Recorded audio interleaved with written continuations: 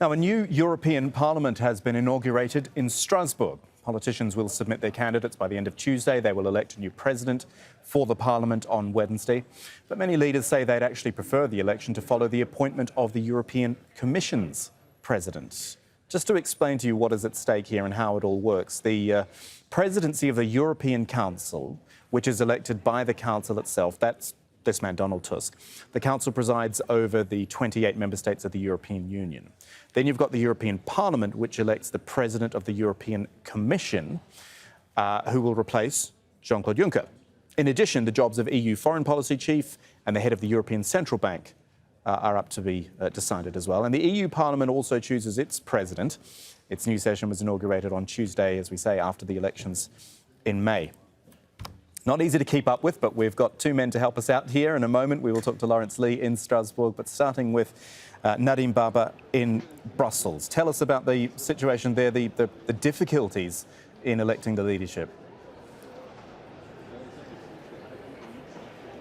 Kamal, immense difficulties are reflected in the fact that the resumed meeting between the EU leaders has been delayed. It was supposed to start an hour and a half ago. It's now going to start in roughly half an hour's time. Behind the scenes, Donald Tusk, the man you were talking about, the head of the European Council, having a series of meetings with those EU leaders to try to find compromise, and that's something that's in short supply right now.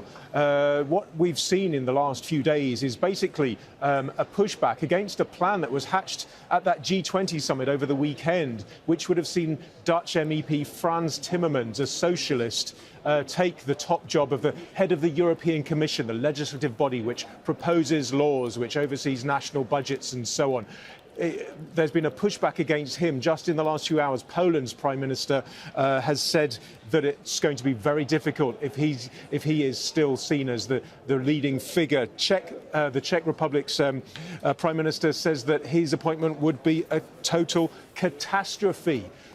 Where do we go then? We don't know. The centre-right grouping in the European Parliament, the European People's Party, all along nominated a man called Manfred Weber, a German MEP, as their candidate, but he fell out of the running over the weekend. So it's not clear.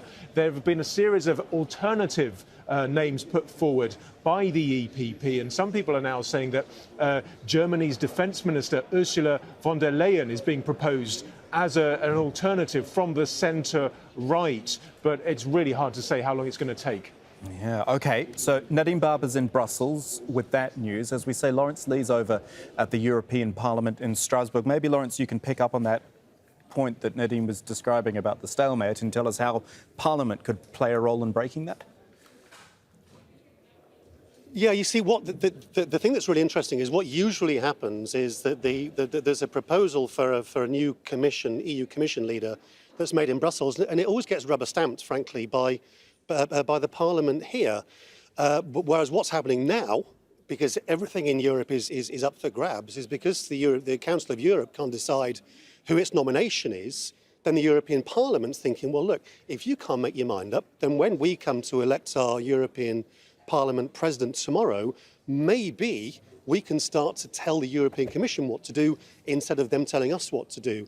And that's one of the things that's been really important because people think the European Parliament is powerless. People don't even know who their MEP is half the time. And all it is seen as a sort of rubber stamping operation. So consequently, you have this frisson of excitement here and a welter of nominations for the head of the European Parliament job from people ranging from a Polish guy on the populist right to a Spanish socialist and the co-leader of the Greens, Ska Keller. They've all put themselves forward because they think this might be our moment to make the European Parliament a bit more relevant. And instead of them telling us what to do all the time, we're now going to start to set out our own rules. And so in that sense, it's actually quite an important moment. Of course, if over in Brussels, where Nadim is, if they choose someone today, then probably we're back to where we always are. But it is one of those moments where you think the European Parliament does have an opportunity to make itself feel a bit more important than it sometimes seems to be. So how does that makeup of the Parliament after these new elections, how does that sort of change the balance? What does it all mean?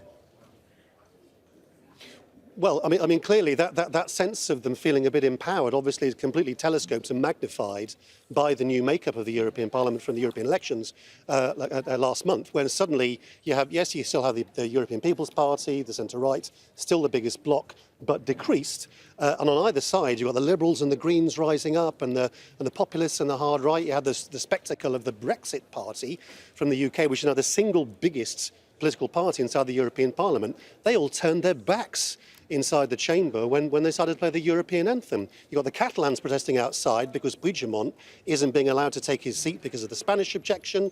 You've got all these different groupings that are now basically saying, we're not a rubber stamping exercise here, right? We're just not going to do exactly what they tell us to in Brussels. And that more accurately, it seems to me, to reflect what's going on inside European citizenry and society. And so, you know, the people who've had a career here don't like change because they really like things as they are. But you could absolutely argue that, you know, this more noisy, aggressive, confrontational European Parliament is really good for democracy. Good stuff. That's Laurence Lee at the European Parliament in Strasbourg. Thank you.